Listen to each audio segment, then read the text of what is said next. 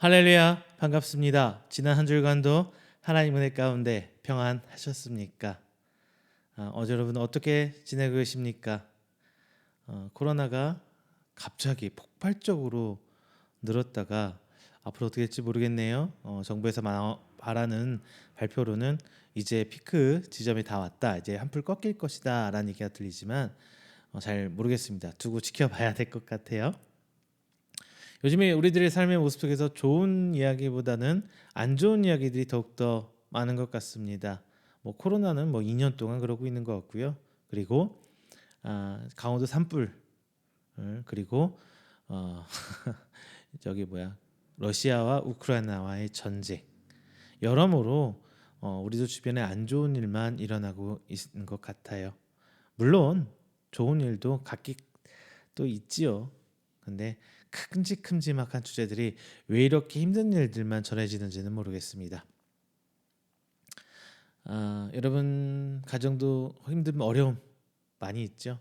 근데 그거는 우리 목회자들과 교회들도 마찬가지인 것 같습니다. 제가 얼마 전에 우리 목사님들 커뮤니티 사이트에서 이런 이야기를 봤습니다. 어떤 한 목사님께서 쓰레기 분리수거를 하기 위해서 이제 나갔어요. 나갔는데 성경책이 한 권 바닥에 떨어져 쓰레기로 버려져 있더래요. 그래서 아유, 누가 쓰레기를 성경책을 이렇게 버리나. 여러분 성경책 어떻게 버리시나요? 답이 딱히 있는 건 아니지만 예전에 어른들 보면은 한쪽 조용한 곳에서 불태우시거나 땅에 묻으셨다고 하는데요. 여러분 태극기 예전에 그렇게 하라고 저는 배웠어요. 지금은 어떻게 하는지 모르겠는데 태극기 그렇게 하라고 배웠는데요. 그것처럼 성경책에서 처분했다고 해요. 물론 지금은 땅에 묻어도 불법이고 불에 태워도 불법입니다. 다만 그래서 요즘에는 그냥 분리수거함에 성경 가죽지 잘 뜯어서 개인정보 있는 다 걸러내고 이렇게 분리수거들 한다고 합니다. 중요한 거는 성경책 자체보다도 그 성경책 안에 있는 컨텍스트 내용이 더 중요한 거죠. 이건 여담이었고요. 중요한 거는 목사님께서 성경책을 한 첫 장을 딱 넘기는데 무슨 부목사님께 그러면서 목사님의 사명 다 하시기를 기도합니다. 하나님 사명 잘 하시기를 기도합니다. 이렇게 써 있더랍니다. 그러니까 부목사님 성경책이었던 모양이에요. 부목사님 성경책. 그런데 이렇게 쭉 넘어가다 보니까 또 다른 메모가 있더랍니다. 뭐냐? 주일 총헌금 11조 0원, 감사헌금 10,000원, 성경헌금 10,000원. 그 옆에 주석처럼 써 있는 메모가 있습니다. 정말 하나님은 계십니까? 정말 하나님은 무엇하고 계십니까? 진짜 현 시대를 직접적으로 현 교회와 목사님들의 삶을 어떻게 보면은 가슴 폐부를 찢는 듯한 고백이고 발버둥 같은 그런 메모가 있었더랍니다. 성경책을 버려진 걸로 봐서는 이제 물론 그 목사님은 부목사님이시기 때문에 어떻게 되는지 모르겠지만 아마도 이제 사역은 그만두시고 생업의 길로 들어가지 않았나라는 추측을 하면서 우리 목회자들을 위해서 교회를 위해서 기도합시다 라고 그 목사님께서 글을 올리셨어요. 정말 그래요. 우리 교회도 힘들고요. 저희 목사들도 너무나 힘든 건 사실입니다. 여러분도 힘드시죠? 그런데 이 힘든 가운데 여러분 어떻게 대처하고 계십니까? 기도하시는가요? 아니면 그냥 낙담 가운데 있나요? 아니면 기도는 하지만 이 낙담을 어떻게 이겨내고 나아야 할지를 몰라서 어찌할 바를 모르고 계신가요? 아마 낙담하지 않는 사람은 없을 겁니다. 저도 그렇고요. 아마 다 사람들 그럴 거예요. 사람이니까요. 오늘 본문의 말씀은 누가가 예수님께서 고난과 죽으심을 앞두고 공생의 사역을 마무리하면서 예수님을 믿고 따르는 사람에게 이제 이후에 어떻게 내가 없으면 예수님이 없으면 어떻게 할까라는 그 높아심에서 예수님께서 비유로 항상 기도하고 낙담하지 말라라며 비유로 말씀해 주신 겁니다. 예수님께서는 하나님께서 정한 때에 다시 오셔서 세상을 분명히 심판하리란 것을 알고 계셨어요. 다만 그때가 언제인지는 정확히 말씀하지 않으셨습니다. 하나님께서는 모든 사람들이 다시 오실 예수님을 기다리기를 원하셨을 거예요. 하지만 인간은 그때까지 믿음을 지키고 하나님 앞에 기쁨으로 영광 돌리고 예배하고 찬양하면서 마냥 기다릴 수만은 없다는 것을 너무나 잘 알고 계셨어요. 마치 지금의 우리처럼 말입니다. 그래서 예수님께서는 이렇게 말씀하셨어요. 예수께서 그들에게 항상 기도하고 낙심하지 말아야 할 것을 비유로 말씀하여. 항상 기도하고 낙심하지 말아야 할 것을. 자, 예수님께서 말씀하셨기 때문에 본장의 말씀이 중요하다. 물론 맞습니다. 그게 대전제고요. 하지만 우리가 그 이면에 살짝 있는 말은 우리가 항상 기도하지 못할 것도 예수님께서 아셨고요. 그리고 우리가 쉽게 낙심하고 낙담하실 것도 아셨어요. 그래서 이런 말씀을 주셨다는 거예요. 과연 우리는 언제까지 예수님을 기다리면서 인내하면서 나갈 수 있습니까? 그리고 이 어려움 가운데 얼마나 기도할 수 있습니까? 본문에서는 두 명의 인물이 나옵니다. 하나님을 두려워하지도 않고 사람을 그냥 무시하는 재판관이 나와요. 그리고 한 억울한 일을 당한 과부가 등장합니다. 재판관은 불의하지만 다 가진 사람이에요. 반면에 과부는 약자의 대표적 상징으로 오늘 본문에 나와 있습니다. 본문에서 중요한 것은 재판관이 불의하냐, 그리고 과부가 얼마나 억울한 일을 당했고 얼마나 간절히 판결을 찾아왔냐, 이것을 떠나서 1절에 예수님께서 말씀해 주셨던 것처럼 항상 기도하고 낙심하지 말라며 주신 말씀이에요. 우리는 많은 것을 놓고 기도를 중입니다. 내 개인의 영달, 내 가족의 여러 가지를 위해서 기도할 수도 있어요. 혹은 내 바람, 교회가 잘 되고 그리고 나라 민족이 잘 되길 바라는 이런 조금 대의적인 기도를 하시는 분도 분명히 많으실 겁니다. 그리고 요즘에는 그걸 좀 넘어서서 이제 코로나, 전 세계적인 코로나, 그리고 우크라이나와 러시아의 전쟁을 위해서 우리도 기도했잖아요. 그렇죠? 이거 전 세계를, 인류를 위해서 기도하시는 분들도 있을 겁니다. 다만 우리가 이런 기도를 하면서 과연 기도하는 내 삶의 모습은 하나님께서 사역하시는 하나님께서 이루어가시는 그 사역들 가운데 어떠한 모습으로 비춰지는지, 어떻게 내가 그곳에 발맞춰 가고 있는지 돌아보면서 가야 된다는 것은 분명한 사실인 것 같습니다. 왜? 제가 이런 얘기 정말 많이 드렸어요. 내가 하나님이 사역 가운데, 하나님이 일하신 가운데, 역사하신 가운데 내 삶이 함께하고 있다면 내 기도는 그냥 순리대로 다 응답이 돼요. 반면에 하나님 하신 일과 정말 동떨어진 그냥 나를 위한 기도만 하고 있다면, 그런 삶을 살고 있다면 항상 기도 응답이 없는 것 같거든요.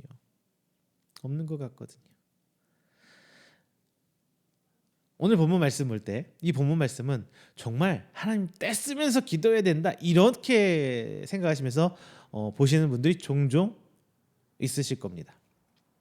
하지만 이렇게 말씀을 바라본다면 우리의 신앙의 중심이 하나님께 있는 것이 아니라 나한테 있기 때문에 그렇기가 쉬워요. 그럼 어떻게 본문을 봐야 되느냐? 바로 본문의 전제는 하나님께 나아가는 기도예요. 전혀 억울함이 없는. 그래서 오늘 본문의 말씀을 보면서 이 어려운 시기를 살면서 우리의 기도는 이러이러합니다. 하나님, 우리는 이 상황에서 어떻게 살까요? 라는 질문에 예수님께서 항상 기도하거라, 그리고 낙심하지 말거라, 이 마음에 이 지혜를 그리고 이 믿음을 가질 수 있도록 은혜를 나누는 시간 되기를 주님의 이름으로 축원드립니다. 먼저 첫 번째는요, 하나님의 법 안에 사시길 바랍니다. 하나님 앞에 항상 기도하고 낙심하지 않는 그 첫 번째 조건은 오늘 본문에 써 있는 대로 한다면 하나님의 법 안에 살아야 돼요. 자, 오늘 본문 말씀에 보면 불의한 재판관이 나오죠. 그리고 반면 약자의 대표적이기로 과부가 나옵니다. 오늘 비유에서 과부의 모습을 생각해 보면 과부는 자기가 찾아간 재판관이 어떤 사람인지 혹은 어떤 생각을 가지고 재판을 찾아가는지 전혀 나와 있질 않아요. 즉 과부는 그냥 나는 너무나 억울한 일을 당했는데 나는 정말 티끌만큼도 잘못이 없다는 굳건한 의지를 보여주고 있습니다. 우리는 이 과부의 모습에서 생각해 봐야 할 게 뭐가 있어요. 먼저 첫 번째, 과부는 하나님 앞에 당당했어요. 자, 여러분, 길을 가다가 시비가 붙었어요. 근데 저 사람이 막 나를 욕을 해. 나도 모르게 한 대 때렸어요.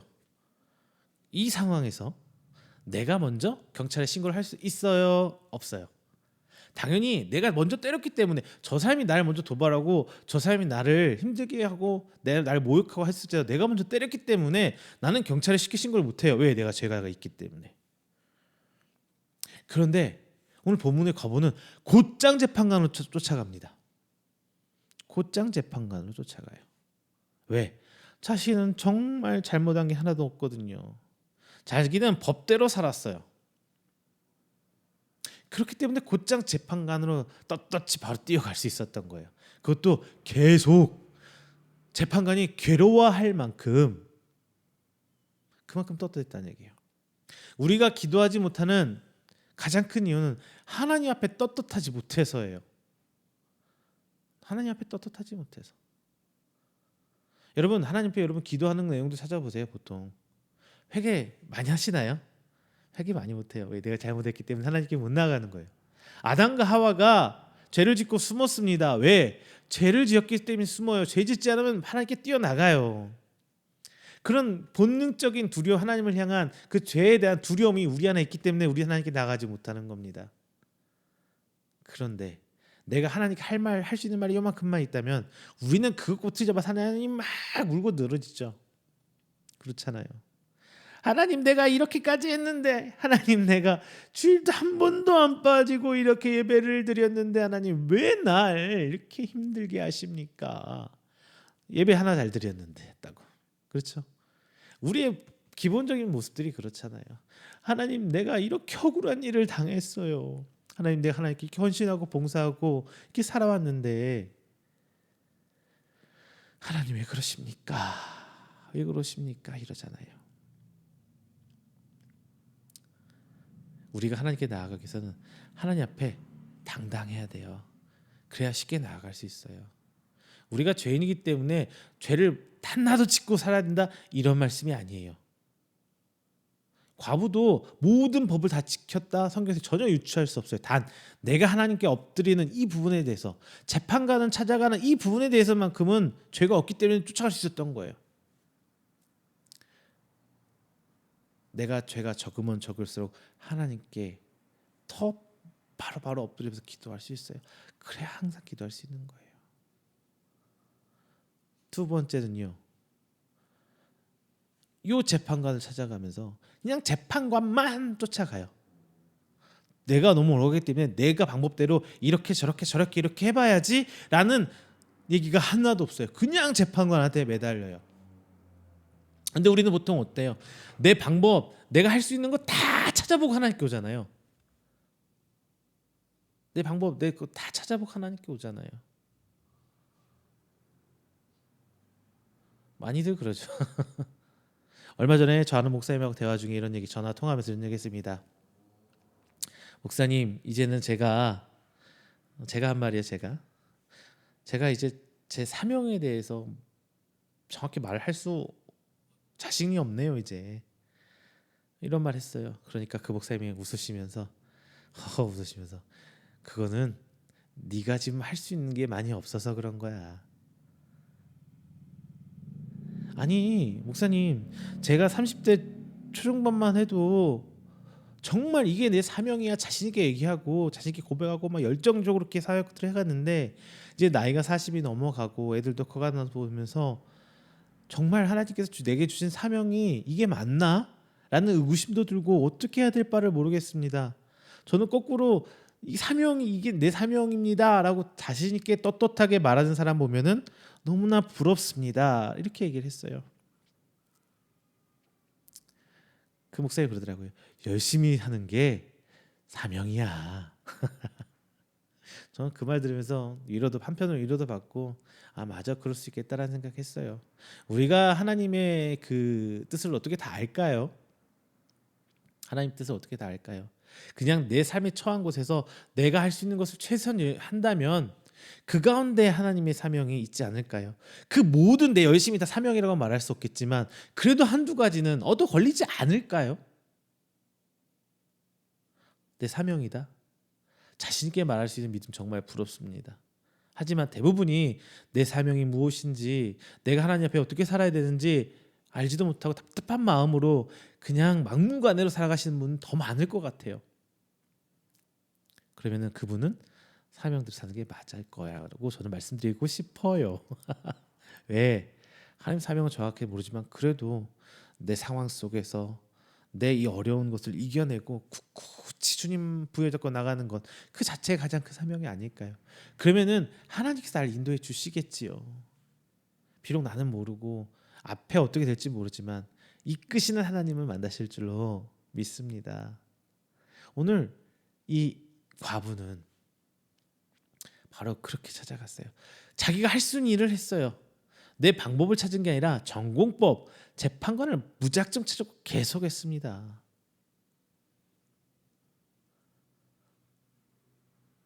정말 이것이 중요해요. 다만 다 그렇게 하라는 건 아니에요.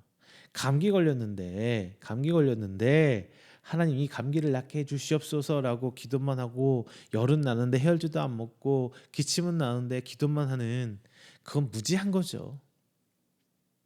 하나님의 기도할 수 있는 것을 분별하세요. 그것도 지혜입니다. 그것도 하나님 주신 은혜예요. 무작정 엎드리라는 건 아니에요. 무작정은 아니에요. 하나님만 할 수 있는 것을 찾는 것도 굉장한 은혜예요. 그래야 내 삶 속에서 일하신 하나님의 모습을 찾을 수 있거든요. 정말 모든 것이 다 하나님께로 온 것입니다. 큰 믿음입니다. 근데 저는 부탁드리기를 제발 그 다는 못할지언정 하나님만 할 수 있는 것을 한번 찾아보세요라고 여러분께 부탁드리고 싶습니다. 오늘 과부가 그랬어요. 그리고 이 과부는 원한을 재판관한테 말했습니다. 원한을 말해요. 즉 자기의 이득을 온 게 아니라 나는 법을 잘 지키고 살고 이러이러한 상황에 있었는데 나 너무나 억울하게 이런 상황을 당했어요라고 재판관한테 온 거예요. 예수님께서 기도에 대해서 말씀하실 때 마태복음 6장 33절에 이렇게 말씀하셨습니다. 그런즉 너희는 먼저 그의 나라와 그의 의를 구하라. 그리하면 이 모든 것을 너희에게 더하시리라. 하나님 나라와 그의 의란 무엇일까요? 많은 것들이 그 예로 들 수 있겠지만 오늘 본문 말씀에서는 바로 그거예요. 하나님의 법 안에 사는 거예요. 법을 잘 지켜라. 법을 잘 지켜라가 아니라 좀 수동적인 법 테두리 안에만 있어라 이거예요. 그렇다면 그 법에 의해 잘못된 것들을 고발하는 것이 바로 그 법 안에 있으면 가능한 거잖아요. 이것을 본문에서 밝혀주고 있어요. 여러분, 하나님의 법 안에 사시길 바랍니다. 그래야 내가 하나님께 항상 기도하고 낙심하지 않을 수 있어요. 낙심하더라도 혹여나 하나님 바짓끄러기라도 붙들 수 있는 게 하나님 법 안에 있을 때 할 수 있는 것입니다. 자, 두 번째는요.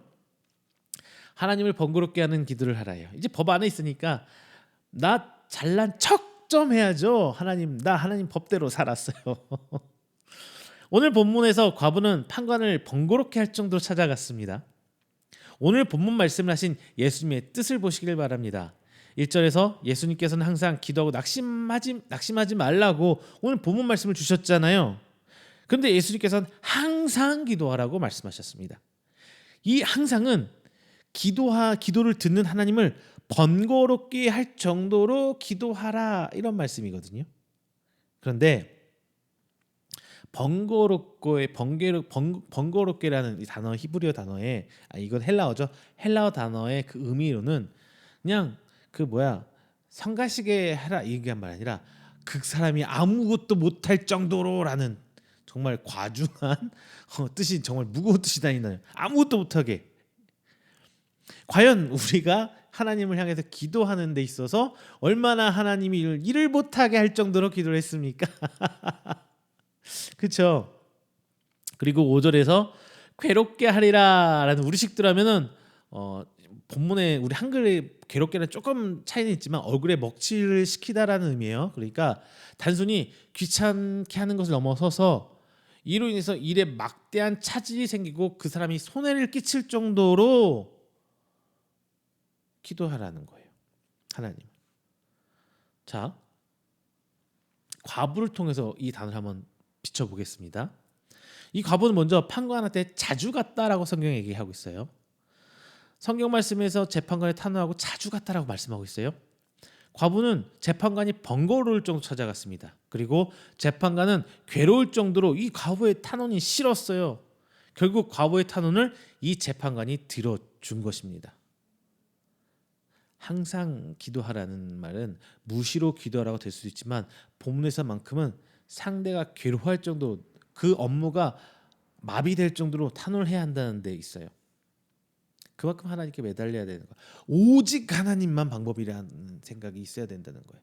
이 과부가 오직 재판관만 문제를 해결할 수 있기 때문에 이 재판관을 축적가진 것처럼 우리도 오직 하나님만 할 수 있어, 나는 할 수 없어라는 스스로 대한 포기가 될 때 비로소 하나님을 엄청 쫓아다니고 귀찮게 할 수 있는 기도가 나오는 겁니다. 그리고 끝까지 가야 돼요. 과부는 그냥 끝까지 했잖아요. 네가 이기나 내가 이기나 한번 해보자는 식으로 정말 재판관 쫓아갔어요. 심지어 과부 그 신분의 차이, 사회적 신분의 지위의 차이를 본다면은 과부는 자칫하면은 오히려 공무방해죄라고 해야 되나? 공무집행방해죄로 이렇게 그 사람 벌을 받을 수도 있을 정도였을 것 같아요. 근데 재판관이 과부의 청원을 들어줬습니다. 자, 갔다, 이 성경에서는 갔다라는 단어의 문체에 보면 단순히 갔다가 아니라 미완료형으로 써 있어요. 한 번 가서 끝난 게 아니에요. 과거에서 몇 번 가서 끝나버린 것도 아니에요. 지금도 갈 거라는 거예요. 뭐 상태가 끝나지 않는 때까지 즉 계속 가고 있었다라는 얘기로 성경에 써 있는 거예요. 과부는 자기 억울함을 풀기 위해서 그냥 마냥 재판관을 찾아갔습니다. 얼마나 억울한 일을 당했길래 그런지는 모르겠어요. 그런데 그랬대요. 자, 우리가 기도할 때 우리의 마음이 이토록 억울함 가운데 기도하십니까? 우리 기도가 이토록 하나님을 찾는 데 있어서 당위성을 인정받을 정도로 하나님 쫓아가고 있습니까? 하나님의 인정을 받을 때까지 기도하세요. 그 전에 낙담하지는 마세요. 왜? 내가 할 수 있는 만큼 다 안 했잖아요. 아직도 내가 할 수 있는 여지가 이만큼 남아 있잖아요. 하나님 앞에 내가 할 수 있는 여지가 이만큼 더 남아 있는데 벌써 낙담해 버리면은 이거는 낙담이 더 이상 벽에 부딪혀서 어떻게 나는 더 이상 못 하겠어요라는 낙담의 상태가 아니라 그냥 내가 포기해 버린 거죠. 내가 포기해 버린 거죠. 여러분, 이 상태는 제발 아니기를 부탁드립니다.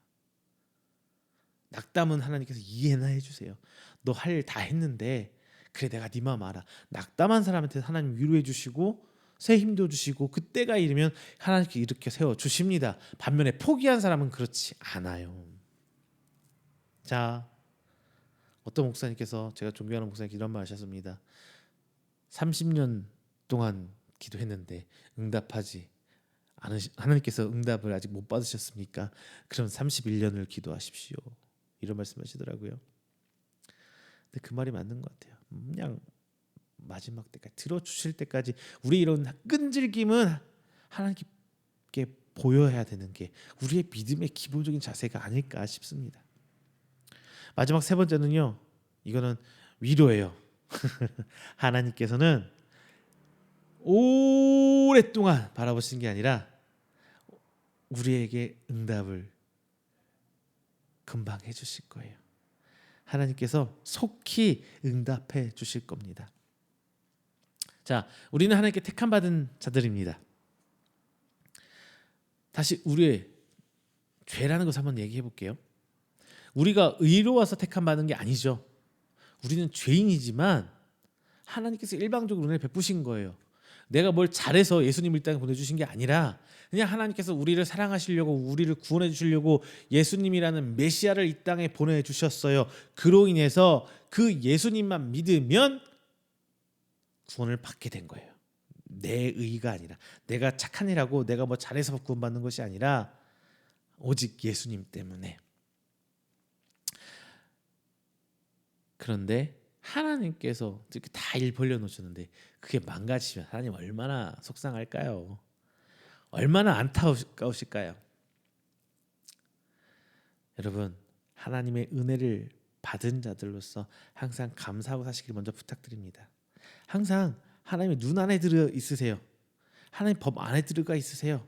그러면은 하나님께서 먼저 큰 대전제예요. 우리 하나님께 택하신 자들의 소리에 귀 기울여 주실 겁니다. 우리의 소리를 귀 기울여 주신다는 거예요. 그리고 나서 하나님께서 말씀하신 게 뭐냐? 속히 이제 그 원한을 풀어 주신다는 데 있어요. 오늘 본문의 비유는 부패한 재판관도 아무것도 아닌 과부지만 괴로울 정도 탄환한 과부의 원한도 풀어 주셨는데, 우리를 직접 선택하신 하나님께서 사랑하는 우리의 원한을 곧 속히 들어주신다는 데 있어요. 그러니까 너희 너무 낙심하지 마, 이런 거거든요. 기도하고 있어, 하나님께서 속히 들어줄 거야, 그러니까 낙심하지 마. 이게 오늘 본문의 큰 주제란 말입니다. 하나님께서는 우리가 하나님을 그렇게 괴로울 정도로, 하나님 딴 일 못하게 할 정도로 끈질게 하나님께 기도하더라도 하나님께서 그걸 귀찮아하지 않으세요. 귀찮게 생각하지 않으신답니다. 항상 오히려 우리가 하나님을 잊고 살지언정 하나님께서는 우리를 바라보고 계세요. 그리고 어떻게 하면 하나님께서 하는 일 가운데로 우리를 불러낼까, 어떻게 하면 우리를 갖다가 넣어놓을까 고민하시는 분이 바로 하나님이십니다. 이런 분이 우리의 기도를 들어주신 대상이 되신 거예요. 얼마나 복됩니까? 얼마나 큰 은혜입니까? 사랑하는 사람이 억울한데 가만히 있을 사람이 어디 있겠습니까? 하물며 내가 그 일을 다 할 수 있는 능력이 있는데도 말입니다. 자, 여러분들, 하나님은 오래 참으시지 않으세요. 즉각 일을 하세요. 오늘 재판관이 과부의 이야기를 듣다가, 그래, 내가 네 얘기 뭐가 억울해서 왔니라고 해서 판결하고 즉각 속히 행하잖아요. 억울한 걸 풀어주잖아요. 하나님께서 마찬가지예요. 하나님께서는 우리를 택하시고 하나님께서는 우리를 항상 바라보고 계신데, 우리가 하나님께서 그래 이 정도까지만 기도한다면은 하나님 능력이 없으시면 모를까, 전지전능하신 하나님께서 안 해주실 일이 하나도 없다는 말입니다. 우리가 낙담해야 할 이유가 일말의 여지도 없다는 데 있습니다.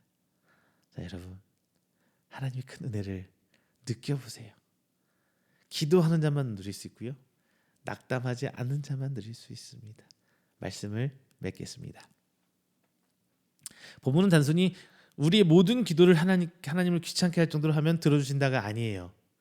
우리가 하나님 법대로 살고 있을 때, 하나님의 법 그 테두리 안에 들어와 있을 때 위법한 상황, 법에서 벗어난 일이 생긴다면, 그래서 내가 억울한 상황이 온다면 기도하라는 말이에요. 그리고 우리를 택하시고 사랑하는 하나님께서 우리의 그 탄원을 들어주시고 응답해 주실 거라는 말씀을 예수님께서 하셨던 거예요. 그러니까 낙담할 필요가 없다는 거거든요. 그렇기 때문에 항상 기도하고 위로하며 힘 주시는 말씀이 본문의 말씀입니다. 다만 예수님께서는 걱정한 것이 있어요. 8절에 써 있습니다. 그러나 인자가 올 때에 세상에서 믿음을 보겠느냐. 하나님께서는 속히 우리의 그 기도에 대해서 응답해 주시겠지만 그 기준은 어디까지나 하나님이라는 거예요. 하나님, 내일까지 이렇게 해주셔야 돼요. 내일까지 마무리 져 놓으셔야 됩니다. 이건 우리 기준인 거고요. 하나님의 그때는 우리와 다르다는 거예요. 그리고 또 하나 알아야 될 거는 그 응답하시는 방법이 내가 정해놓은 대로 하나님, 우리 아들은 전교에서 욕심 안 부릴게요. 30등 안에 들고요. 대학은 그냥 2호선 라인만 타게 해주세요. 그럼 됩니다. 그 하나님 뜻 응답으로 받겠습니다. 내가 방법 다 정해놓죠. 하나님께서는 그 방법대로 가지 않으세요. 본문에서는 재판관이 어떻게 과부의 원한을 풀었단 말이 없어요. 또한 7절에서 그들에게 오래 참으시겠느냐라는 말씀에서도 그들에게라는 말씀에서 그들이 죄 지은 자들인지 아니면 기도하는 자들은 명확한 대상이 나와 있지는 않습니다. 오픈 결말이에요. 오픈 엔딩이에요. 답을 하나님께 명확히 써놓은 건 없어요. 다만 속히라는 단어를 우린 집중해야 돼요. 성경에서는 속히 이 단어가 우리가 볼 때 바로라는 뜻도 분명히 있을 수 있어요. 다만 이 속히라는 헬라어 원어의 당연히 뜻 중에 중요한 뜻은 이거라고 봐요. 시간이 좀 흐른 후에 갑자기라는 뜻이 있어요. 시간이 이렇게 늘어나다가 그게 점차 일이 막 이루어지는 게 아니라 어느 순간 갑자기 이루어지는 경우. 갑자기. 자, 따라서 예수님께서 하시던 말씀은 항상 기도하라. 그리고 낙심하지 말라예요. 과부가 재판관에게 끊임없이 탄원했던 것처럼 기도하되 이 기도는 우리를 선택하시고 사랑하시는 하나님께서 들으셨다는 믿음을 가지라는 겁니다. 다만 응답의 때와 방법은 하나님만 아시니 그때까지 낙심하지 말고 기도하라 이 말씀을 하고 싶으셨던 거예요. 같은 내용으로 예수님께서 이 땅에 다시 오실 때까지 낙심하지 말고 항상 기도하시길 바랍니다. 우리의 상급은 이 땅에서 잘 먹고 잘 사는데 있기보다 물론 그것도 중요합니다. 왜? 우리는 연약하기 때문에 너무 없고 너무나 바닥으로 떨어지게 되면은 믿음이 뭐 다 던져버릴 수 있는 사람이 바로 우리잖아요. 저라도 거의 당담 못해요. 목사들이랑 똑같아요. 앞선에서 예화를 드렸잖아요. 목사도 사람인지라 정말 마지막 벽에 부딪히면 사명 다 던져버리고 생업으로 달려가요. 갈 수도 있어요. 왜 못 가요? 우리도 그런 사람들이란 말입니다. 우리 상급은 그래도 저 천국에 있다는 것 잊지 마세요. 정말 이거 뭐 부여잡고 가세요. 이거 하나만큼 놓치지 마세요. 그리고 이 땅에서는 예수님만 믿으면서 예수님만 바라고 인내하십시오. 다 할 수는 없지만 예수님을 그리스도로 그리고 하나님의 아들 믿는 오늘 말씀 함께 나눠주신 여러분들 억울함이 있거든 하나님께 엎드려 기도하시길 바랍니다. 그리고 들어주실 때까지 기도하십시오. 다만 그때가 그 과정이 너무 힘들고 지칠지라도 여러분 믿고 기도하십시오. 이것이 믿음의 전공법이며 예수님께서 직접 가르쳐 주신 방법이고 예수님께서 원하시는 방법입니다. 응답의 방법은 따로 없어요. 끈기와 인내뿐입니다. 그리고 이것은 우리 신앙에서 똑같이 적용되는 부분입니다. 여러분 오늘 힘드시죠? 내일도 힘들 거예요. 모레 더 힘들 수도 있어요. 다만 우리의 목소리에 귀 기울여 주신 하나님 속히 응답하시기 위해서 나를 바라보시고 귀를 기울여 주시고 집중하시는 하나님께서 여러분의 오늘의 그 기도를 들어주시고 계십니다. 다만 응답의 그때까지 우리는 인내하면서 기다리면 최후에 웃는 사람은 누구? 바로 우리가 될 줄로 믿습니다. 기도하겠습니다.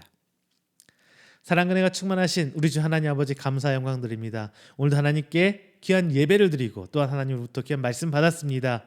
오늘 예수님께서 과부의 비유를 통해 우리에게 귀한 은혜의 말씀 주셨습니다. 과부가 억울함을 판가르게 쫓아가 달려갔던 것처럼 우리 삶에서 하나님 법 안에서 살아가는 우리의 모습 가운데 오직 하나님만 붙들고 나아가게 해 주시옵소서. 내 방법 내 뜻보다 하나님만 붙들게 하여 주시옵소서.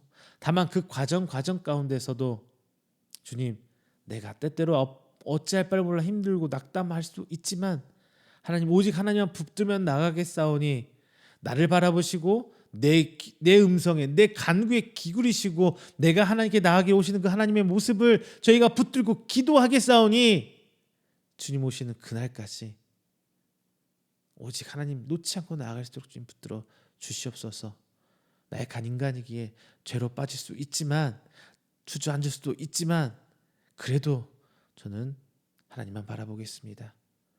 비록 내일이 더 힘들고 모레가 더 아플지라도 주님 놓지 않고 인내하며 기다려 보겠습니다. 그리고 주님 오시는 날 저희가 두 팔 벌려 웃으며 기뻐 뛰며 그것을 소망하며 나아갑니다. 저에게 위로함과 새 힘과 치료로 우리 귀한 성도들 은혜로 부어 주시옵소서. 이 모든 말씀 사랑이 많으신 예수 그리스도 이름으로 축복하며 기도드립니다. 아멘.